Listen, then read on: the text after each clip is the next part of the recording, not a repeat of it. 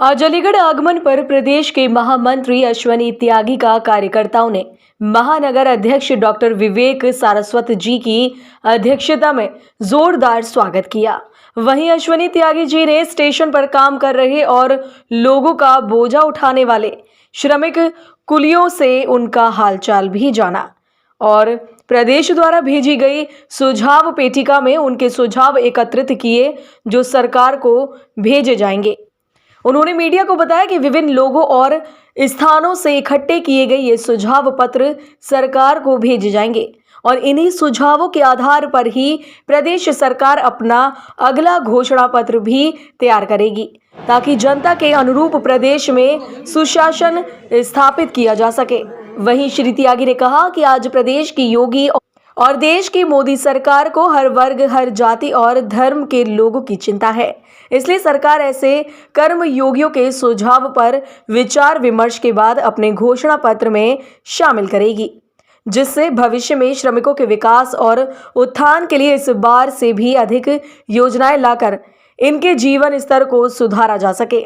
इस अवसर पर प्रमुख रूप से महानगर अध्यक्ष डॉक्टर विवेक सारस्वत, अल्पसंख्यक आयोग की सदस्य अनीता जैन, पूर्व मेयर आगरा अंजुला महौर, अलीगढ़ प्रभारी प्रमोद गुप्ता, महामंत्री भैभव गौतम, मीडिया विभाग संयोजक हिमांशु शर्मा, सुशील गुप्ता, हितेंद्र उपाध्याय, बंटी, पार्षद सुरेंद्र पचौरी और स्टेशन के सभी कुली आदि उपस्थित रहे। जिस तरह से रेलवे स्टेशनों का आधुनिकीकरण हुआ है, लिफ्ट है, एक्सीलेटर है, बैटरी कार है, ये सुविधाएं चलने से कुलियों का काम बिल्कुल ख़त्म हो चुका है। स्टेशनों पर कुली नामात्र एक इंक्वायरी बन के रह गए हैं। हमारी सरकार से यही विनती है कि कुलियों के लिए ग्रुप डी में समायोजित किया जाए, जैसे सन 2008 में लालू प्रसाद यादव जी ने किया था, या फिर कुलियों के लिए कुलीगिरी में ही तनख्वाह बांध दी जाए। यही हमारी मांग है। पूरे भारतवर्ष में कुलियों की संख्या 20,000 है मात्र, लेकिन कुलियों का नाम बदलने से यात्री सहायक कर दिया, उससे कोई कुलियों के लिए बेनिफिट थोड़ी मिला है। प्रधानमंत्री जी ने कुलियों से गोरखपुर में मन की बात की थी, उसमें भी कुलियों ने यही समस्या रखी थी कि कुलियों के लिए ग्रुप डी में समायोजित किया जाए, लेकिन अभी तक उसका कोई नहीं है। कुलियों के लिए वर्दी मिलती थी, वो भी ख़त्म हो गई।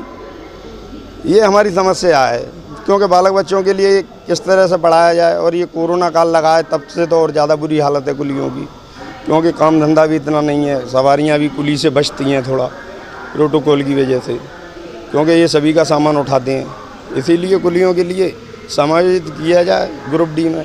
ऐसा भारतीय जनता पार्टी जब भी चुनाव में जाती है, भारतीय जनता पार्टी के अलावा जितने भी राजनीतिक दल हैं वो घोषणा पत्र नाम दे करके अपने विचार जनता के सामने लाते हैं और जनता का समर्थन मांगते हैं।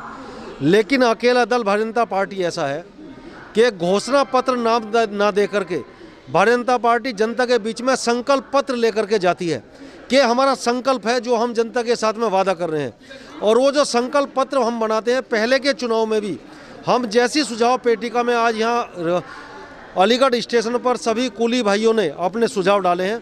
समाज के सभी वर्गों के बीच में हम जाकर के उनके सुझाव आमंत्रित करते हैं कि भारतीय जनता पार्टी की सरकार से उनकी क्या अपेक्षाएं हैं। उन अपेक्षाओं को कि सुझाव आपका, संकल्प हमारा, यूपी नंबर 1, इस संकल्प को लेकर के भारतीय जनता पार्टी चली है। और चाहे वो कुली भाई हो, हमारे किसान हो, नौजवान हो, बहनें हो, व्यापारी हो, श्रमिक हो, सभी के विचारों को एक संयुक्त रूप से संकलन करके हम 2022 का एक संकल्प पत्र उत्तर प्रदेश की जनता के सामने प्रस्तुत करेंगे। 2017 के चुनाव में भी भारतीय जनता पार्टी ने अपना संकल्प पत्र लाए थे हम लोग, और हम ये दावे के साथ में और गर्व के साथ में कह सकते हैं कि जो वादे हमने 2017 के चुनाव से पहले किए थे वो 95% से ज़्यादा वादे हमने पूरे किए हैं, और चुनाव के जो आचार संहिता लगी है उससे पहले 100% पूरा करके हम दिखाएंगे। इस संकल्प के साथ में हम सुझाव लोगों के आमंत्रित हमने किए हैं। वहीं सर, अभी कुलियों का कहना था कि हमारे लिए